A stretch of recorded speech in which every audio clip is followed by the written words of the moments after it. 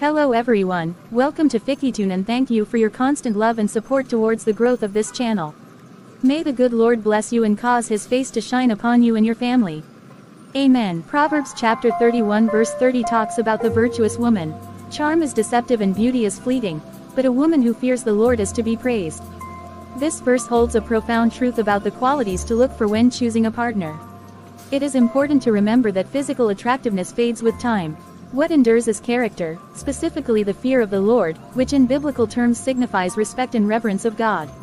Church Day. The Bible tells us in Proverbs 3:5, "Trust in the Lord with all your heart, and lean not on your own understanding." This includes in choosing a life partner. Too often, we rush or settle because of worldly pressures, but God asks us to trust Him completely, even in matters of love. Coffee shop. The flashback. Grace is sitting at a table, chatting with a man, Peter, charming but a bit too smooth. Grace is smiling, but there's an underlying tension. So, what do you say? We make this official, you and me. I don't know, Peter. I need more time to pray about it. Grace, you've been praying for weeks. Don't you think it's time to act? God doesn't want you to be alone forever. I will not be alone, but I still need God's intervention on this matter.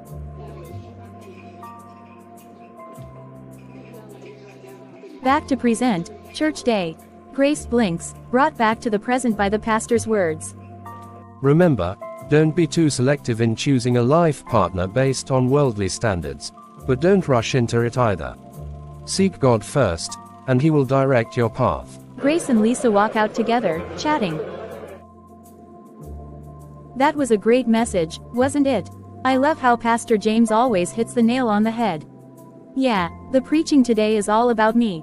What I'm going through in my relationship. I really don't want to make mistakes. You've been quiet lately. Is everything okay with Peter? I don't know, Lisa. Peter is a good guy, but I don't feel this inner peace about it. And everyone keeps telling me I'm being too picky. Maybe I am. Grace, it's okay to have standards. But are they your standards or God's? Maybe it's time to really ask Him what He wants for you, not just what seems right on paper. You're right, I just don't want to make a mistake. Trust God's timing. His timing is never late. Grace's apartment, night. Grace sits in her living room, Bible open on her lap. She's deep in thought, flipping through the pages. Her phone buzzes on the table. It's a text from Peter. Dinner tomorrow. Miss you. My phone. She stares at the text for a moment, conflicted. Slowly, she sets the phone down without replying. She looks back at her Bible and starts to pray. Lord, I need your wisdom. I don't want to settle just because I'm afraid of being alone. Show me what you want for me. Who is there? I'm coming. Hey, I know it's late, but I wanted to drop these off. They're the study guides for the Bible study group. I forgot to give them to you earlier. Oh, thanks. I totally forgot about that. So, how's everything? You know, the usual. I'm just praying for clarity on a few things. Well, I'll pray for you too. You're one of the most faithful people I know.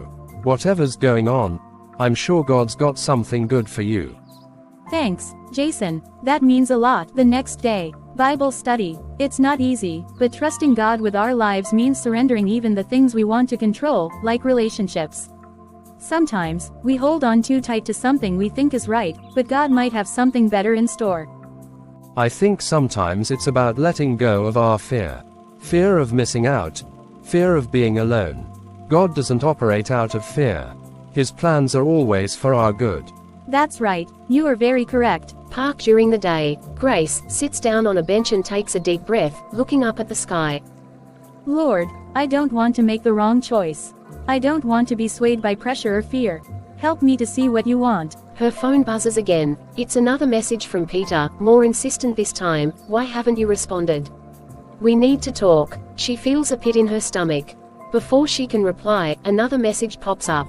This one is from Jason. Hey, just wanted to check in and see how you're doing. Praying for you. Grace decided to go to the pastor's office for counseling. Pastor James, in his usual thoughtful manner, counseled her about discernment and listening to God's voice. Sometimes, the choices we have before us seem difficult. But remember, God will never lead you into confusion or anxiety. His peace will always guide you.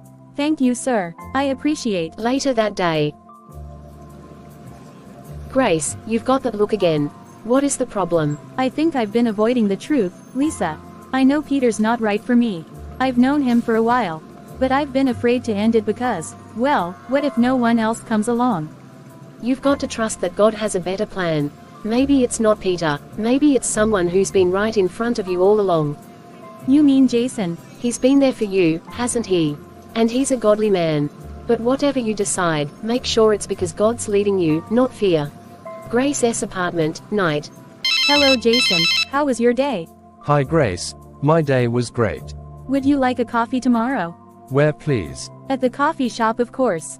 Okay, no problem. Good night. Good night. The next day at the coffee shop. I've always admired your faith, Grace. And I've been praying about this for a while. I think there might be something more here, between us. But only if you feel the same.